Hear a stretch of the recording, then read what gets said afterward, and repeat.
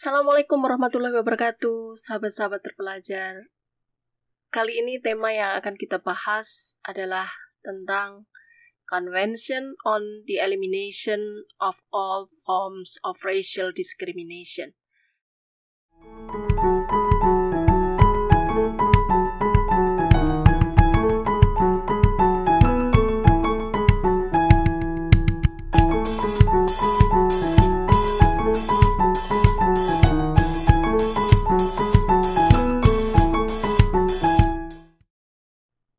Kali ini tema yang akan kita bahas adalah tentang Convention on the Elimination of All Forms of Racial Discrimination, atau yang sering kita sebut sebagai konvensi tentang penghapusan segala bentuk diskriminasi rasial. Nah, salah satu hal yang perlu kita sampaikan bahwa CERD atau konvensi ini sudah diratifikasi oleh negara Indonesia. Artinya dia sudah memiliki kekuatan hukum yang mengikat ya sejak saat konvensi itu diratifikasi. Nah, ada beberapa poin yang ingin saya sampaikan tentang konvensi ini. Yang pertama adalah konvensi ini merupakan konvensi yang dilahirkan pada generasi ketiga ya, setelah konvensi lainnya, misalnya yang kita tahu ada Covenant on Economical, Social and Cultural Right dan Covenant on Civil and Political Right. Jadi dua covenant itu adalah covenant yang dilahirkan di generasi kedua ya. Sementara kalau konvensi penghapusan segala bentuk diskriminasi rasial ini merupakan satu konvensi yang dilahirkan sebagai bentuk komitmen ya bagi negara-negara anggota Perserikatan Bangsa-Bangsa untuk menghapus segala bentuk diskriminasi rasial dan mempromosikan ya saling pengertian di antara semua ras-ras yang ada ya. Kemudian di dalam konvensi ini sesungguhnya hendak menempatkan negara-negara anggota dari Perserikatan Bangsa-Bangsa ya untuk melakukan langkah-langkah ya tanpa dengan maksud menunda-nunda ya segala macam kebijakan-kebijakan di tingkat nasional yang dirasa masih menghambat di dalam upaya penghapusan segala bentuk diskriminasi rasial. Dan harus ada semacam kesadaran ya di antara negara-negara anggota untuk memahami tujuan daripada dilahirkannya konvensi ini. Nah, ada momentum penting sebenarnya yang menjadi latar belakang lahirnya konvensi ini. Yang pertama adalah apa yang terjadi di sekitar tahun 1950 sampai dengan 1960. Misalnya antisemitisme, swastika yang melawan kelompok-kelompok Yahudi ya di Jerman misalnya. Yang kita tahu misalnya peristiwa Perang Dunia Kedua, yaitu peristiwa yang terjadi setelah Perang Dunia Kedua, termasuk peristiwa Holocaust ya. Kemudian berbagai fenomena diskriminasi rasial yang terjadi di beberapa belahan dunia. Kemudian peristiwa apartheid di Afrika, kolonialisme di Asia misalnya ya. Kemudian segregation di Amerika Serikat. Ini menunjukkan bahwa diskriminasi rasial merupakan persoalan global. Ya, persoalan global yang perlu ditangani secara serius dan memerlukan langkah-langkah atau strategi yang lebih khusus ya. Makanya konvensi ini kemudian dilahirkan karena generasi sebelumnya, yaitu di ICCPR dan ICSCR tidak sempat membahas tentang diskriminasi rasial secara lebih detail. Oleh karena itu perlulah konvensi ini kemudian disusun dan disepakati oleh masyarakat internasional ya, di mana kita tahu bahwa komitmen masyarakat internasional di dalam mencegah adanya diskriminasi rasial ya, itu juga sebenarnya sudah ada di dalam piagam PBB yang kita tahu ya, bahwa negara yang menjadi peserta dari Perserikatan Bangsa-Bangsa memiliki kewajiban untuk menjalankan isi daripada piagam PBB. Oleh karena itu, masyarakat internasional atau negara-negara anggota PBB memiliki kewajiban untuk mengambil langkah-langkah yang penting ya, untuk memastikan bahwa ada upaya pencegahan yang nyata ya, untuk mengurangi segala bentuk diskriminasi rasial ya, termasuk diskriminasi yang berbasis agama di dalam hukum nasionalnya.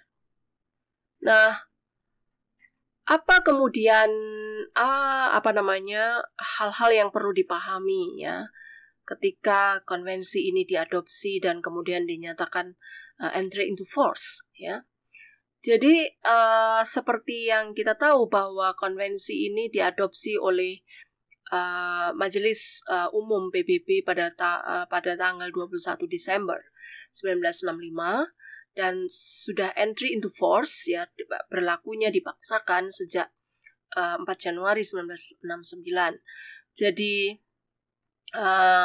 setiap negara yang meratifikasi konvensi ini ya setelah 5 Desember 1968, maka konvensi ini berlaku dipaksakan, berlaku mengikat bagi semua negara ya.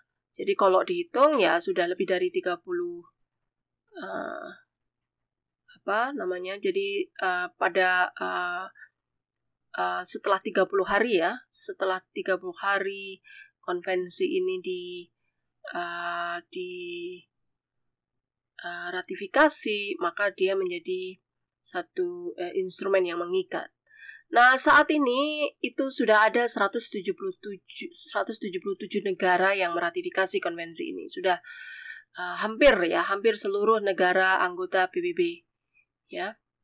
Nah, tetapi ada beberapa negara di Asia Tenggara yang sampai sekarang belum meratifikasi konvensi ini. Misalnya Brunei, Myanmar, Malaysia, Korea Utara, negara-negara Kepulauan Pasifik, Dominika. Nah, jadi Anda pasti tidak heran ya kenapa di beberapa negara yang saya sebutkan tadi kasus-kasus diskriminasi rasial masih sangat menonjol ya, karena sebenarnya penghapusan dan pencegahan diskriminasi rasial itu sangat tergantung dari willingness ya, jadi kemauan dari negara untuk melakukannya dan kemampuan bagi negara untuk memiliki komitmen ya untuk mengurangi segala bentuk diskriminasi rasial ini. Nah, apa sih sebenarnya diskriminasi itu atau diskriminasi rasial itu? Jadi apa pengertian dari diskriminasi rasial itu? Pasal 1 ya, konvensi ini memberikan definisi yang cukup jelas ya. Jadi diskriminasi rasial adalah setiap perbedaan atau pengecualian atau pembatasan atau pengutamaan ya yang dilakukan oleh negara berbasis pada ras, warna kulit, kemudian nasionalitas ya, kemudian asal muasal etnik ya, yang memiliki tujuan ya atau memiliki kehendak ya untuk menghilangkan pengakuan atau penikmatan, pelaksanaan, ya, hak asasi manusia dalam konteks yang lebih equal atau setara. Ya, jadi ada maksud yang sengaja untuk menghilangkan pengakuan, penikmatan, pemenuhan dari hak-hak asasi manusia, termasuk hak-hak fundamental. Termasuk di dalamnya adalah hak sipil, politik, ekonomi, sosial, dan budaya. Serta hal-hal lain yang terkait dengan kepentingan publik. Nah, jadi dari pengertian itu sebenarnya kita bisa mengambil beberapa elemen penting. Yang pertama adalah diskriminasi rasial itu berwujud pada satu atau segala jenis tindakan yang sengaja untuk membedakan, mengecualikan, membatasi, atau bahkan mengutamakan ya kelompok-kelompok tertentu dengan basis tadi itu. Basisnya adalah ras, agama, ya, nasionalitas, etnik, ya, dan sebagainya. Ya. Kemudian yang ketiga adalah bahwa pembatasan itu, ya, atau tindakan tadi itu, tindakan pengecualian atau pembatasan atau pelarangan tadi itu memang memiliki tujuan untuk menghilangkan pengakuan atau penikmatan atau pemenuhan daripada hak asasi manusia yang bersifat fundamental, ya, baik itu di bidang politik, ekonomi, sosial maupun budaya. Nah, dari pengertian itu sebenarnya kita bisa mengambil kesimpulan yang pertama bahwa konvensi ini tidak hanya semata-mata melindungi ras, ya, tetapi juga ada atribusi lain yang hendak dilindungi oleh negara, yaitu warna kulit, nasionalitas, dan etnik, ya, asal usul etnik atau kesukuan misalnya. Nah, ini juga masuk dalam aspek atau kategori ras yang dimaksud di dalam konvensi ini, ya. Jadi ras dalam hal ini pengertiannya itu luas, ya, tidak hanya ras dalam pengertian yang sempit, tetapi termasuk di dalamnya adalah perbedaan warna kulit, perbedaan nasionalitas, dan kemudian kesukuan atau etnik. Kemudian poin yang kedua adalah bahwa kewajiban negara di dalam menghapus segala bentuk diskriminasi rasial ini tidak hanya sebatas pada perlindungan negara terhadap warga negara mereka saja, tetapi juga terhadap non-citizen. Ya, jadi kalau kita melihat dalam konteks Rohingya misalnya, ketika Myanmar menolak memberikan perlindungan terhadap masyarakat Rohingya dengan dalih bahwa mereka adalah bukan warga negara Myanmar, ya, sehingga alasan itu yang kemudian menjadi alasan pembenar mereka untuk melakukan diskriminasi terhadap masyarakat Rohingya ini sangat bertentangan dengan pasal 1 ayat 2 dari konvensi ini, karena diskriminasi rasial juga tidak boleh dilakukan oleh negara sekalipun terhadap mereka yang bukan warga negaranya. Jadi tidak ada alasan untuk itu. Kemudian yang ketiga, ya,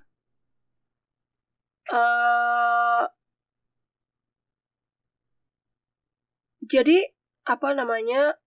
hukum nasional atau norma atau kebiasaan-kebiasaannya yang ada di masyarakat, ya, itu harus dipastikan oleh negara tidak memiliki efek diskriminasi.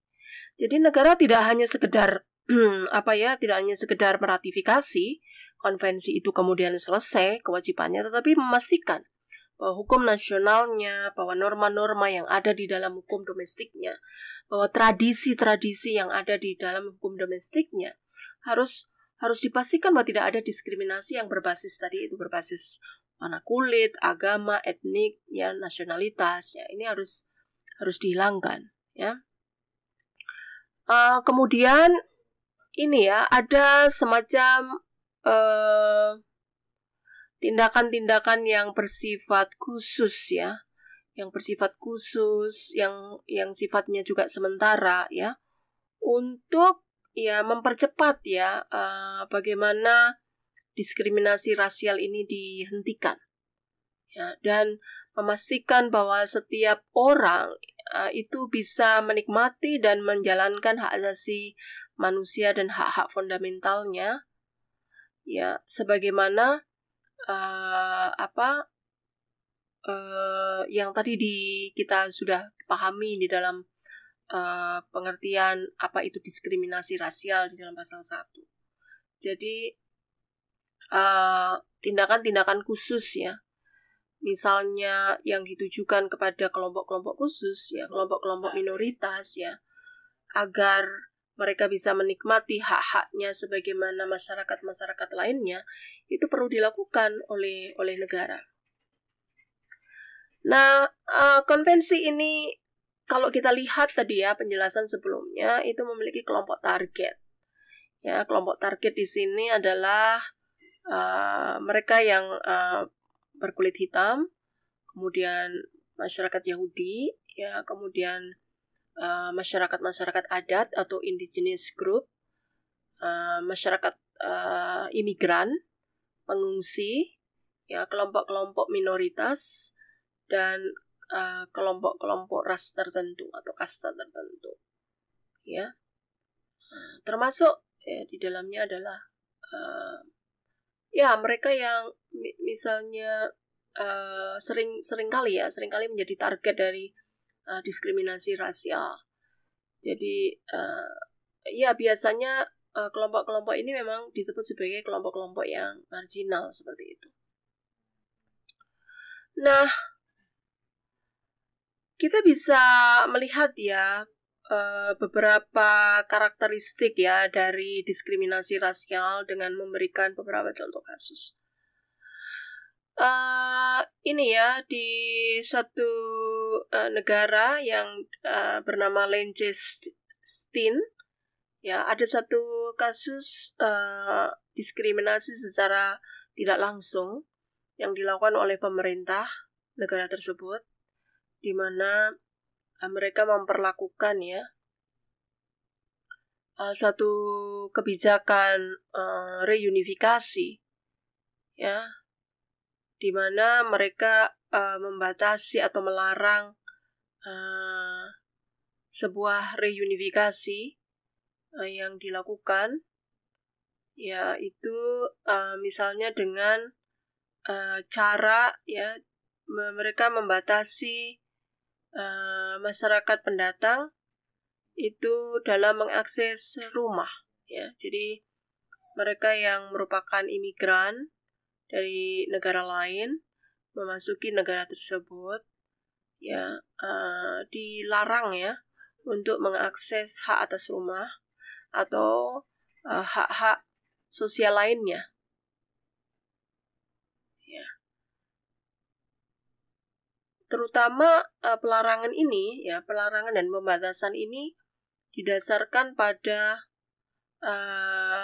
pertimbangan bahwa masyarakat tersebut ya tidak memahami atau tidak bisa berbicara dengan bahasa Belanda. Jadi di sini ada basis bahasa yang dijadikan dasar untuk melakukan pelarangan atau pembatasan hak untuk akses rumah kepada pendatang. Nah, ini merupakan satu kebijakan pembatasan ya. Jadi kalau kita mengingat kembali dari definisi dari diskriminasi rasial, jadi menggunakan alasan bahasa, kemampuan penduduk tersebut di dalam berbahasa, dan menutup akses mereka terhadap hak atas perumahan, sekalipun mereka adalah misalnya pendatang, mungkin non-citizen, itu adalah sebuah diskriminasi rasial secara tidak langsung yang dilakukan oleh negara, dan ini merupakan satu bentuk pelanggaran hak asasi manusia yang seharusnya tidak dilakukan oleh negara. Nah, contoh lain adalah ya ketika suatu pemerintahan menerapkan satu kebijakan ya di mana di dalam kasus ya, Habasyi versus Denmark, ya Tunisian atau orang-orang Tunisia memiliki akses yang sangat lemah terhadap hutang, ya. Jadi karena mereka itu dianggap memiliki nasionalitas yang berbeda, yaitu Danish nationalities, maka pemerintah itu kemudian mengeluarkan kebijakan di mana masyarakat Danish nationalities ini yang yang tinggal di negara tersebut, di negara Denmark, ya.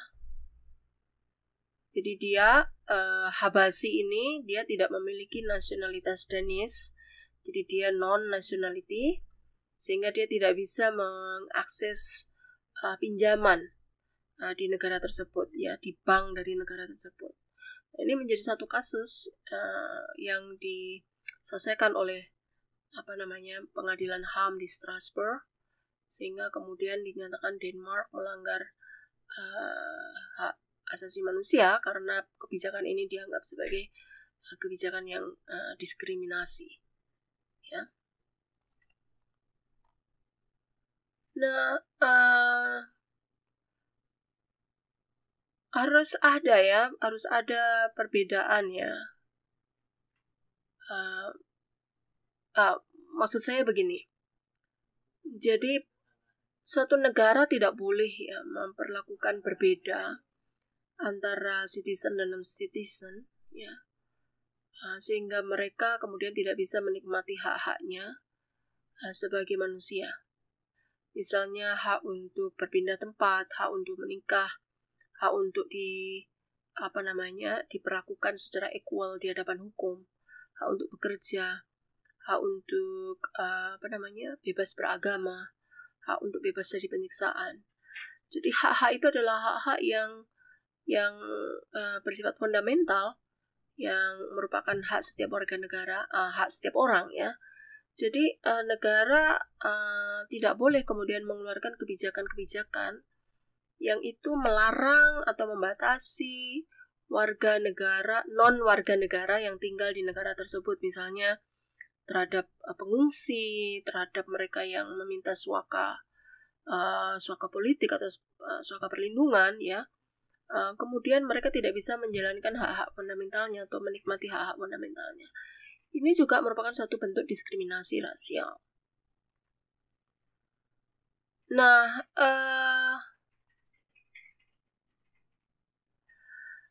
pertanyaannya adalah apakah konvensi ini juga memberikan perlindungan diskriminasi yang berbasis agama? Memang Komite Hak Asasi Manusia memberikan penjelasan bahwa konvensi ini tidak dimaksudkan ya untuk memberikan perlindungan berbasis agama atau diskriminasi agama. Akan tetapi apabila terjadi double discrimination ya di dalam beberapa kasus ya, jadi ketika misalnya kelompok minoritas ini memiliki ras yang juga minoritas dan kebetulan agamanya juga minoritas, kemudian mereka mengalami kekerasan struktural ya, dalam artian mereka dikecualikan atau dibatasi untuk melakukan suatu penikmatan terhadap hak-haknya, maka ini bisa dikatakan sebagai diskriminasi rasial juga. Nah, ada satu contoh kasus ya, Muslim di Moldova, di mana mereka juga ya, kelompok Muslim ini ya juga sekaligus sebagai Yazidi Kurd ya, jadi kelompok minoritas yang ada di Georgia, dan mereka dilarang kemudian untuk mendaftarkan agamanya karena dianggap artinya meskipun hal ini isunya adalah isu agama, tetapi karena yang dilarang ini adalah juga kelompok minoritas, maka sesungguhnya negara telah melakukan diskriminasi rasial. Nah, jadi kalau misalnya kita perhatikan konvensi ini secara struktur di bagian pertama itu di pasal 1-7 itu membahas tentang pencegahan segala bentuk diskriminasi, mengkondem ya segala bentuk apartheid, tindakan apartheid dan pelarangan terhadap ujaran-ujaran ya, termasuk mempromosikan toleransi. Kemudian di bagian 2 di pasal 8 sampai 16 itu secara khusus membahas tentang kewajiban-kewajiban negara di dalam penghapusan segala bentuk diskriminasi rasial. Kemudian di bagian 4 itu menyangkut bagaimana mekanisme monitoring. Itu di pasal 17 sampai dengan pasal 25. Nah, saya kira ini ya,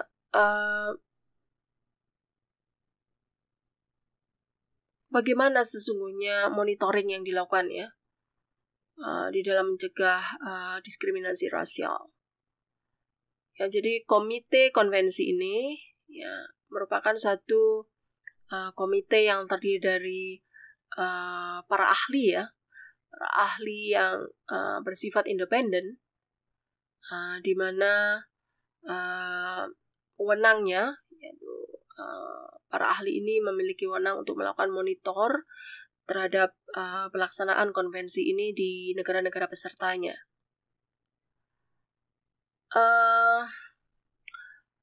Negara-negara peserta dari konvensi ini, jadi mereka yang sudah meratifikasi konvensi ini, itu memiliki kewajiban untuk mengirim satu laporan secara rutin ya ke komite ini, bagaimana pelaksanaan hak-hak yang dijamin di dalam konvensi ini telah dipenuhi atau dilaksanakan dengan baik oleh negara di setiap 4 tahun ya. Dan komite ini kemudian mengkaji setiap laporan yang masuk ya, dan kemudian juga mengadres ya, jadi menyampaikan ya concern mereka, memberikan rekomendasi terhadap negara-negara peserta ya berdasarkan hasil kesimpulan dari observasi mereka ya. Jadi kalau misalnya mereka menemukan ada satu persoalan yang memang harus diperhatikan di dalam kasus-kasus yang terjadi di dalam negeri, maka komite ini akan memberikan rekomendasi-rekomendasi yang harus ditindaklanjuti oleh negara tersebut. Kemudian komite ini juga memiliki fungsi monitoring. Yang pertama adalah early warning procedure, dan yang kedua adalah interstate complaint. Nah, itu diatur di pasal 13 sampai 22. Kemudian individual complaint itu di pasal 14. Tetapi untuk individual complaint ini tentunya itu tergantung ya apakah negara yang bersangkutan itu meratifikasi optional protokol tentang individual complaint yang ada di ACCPR. Jadi kalau negara tersebut belum meratifikasi konvensi tentang individual complaint, maka tentu individu-individu yang menjadi korban dari diskriminasi rasial tidak bisa melakukan mekanisme ini. Nah, komite sendiri, jadi anggota-anggota komite ini memiliki biasanya melakukan pertemuan di Jenewa ya ke dalam 3 sesi ya setiap tahunnya. Ya, kemudian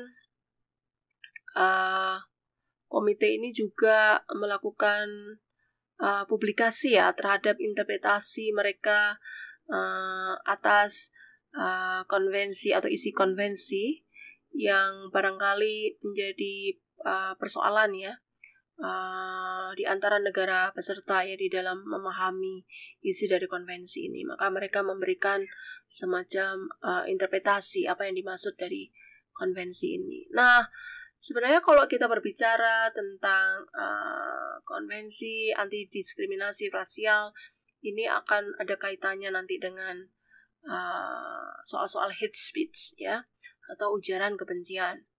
Ya, di mana target dari undang-undang ini biasanya menyerang kelompok-kelompok minoritas. Apakah itu berbasis ras, apakah itu berbasis warna kulit, apakah itu berbasis ethnicity ya. Bahkan di dalam beberapa negara itu juga berbasis agama.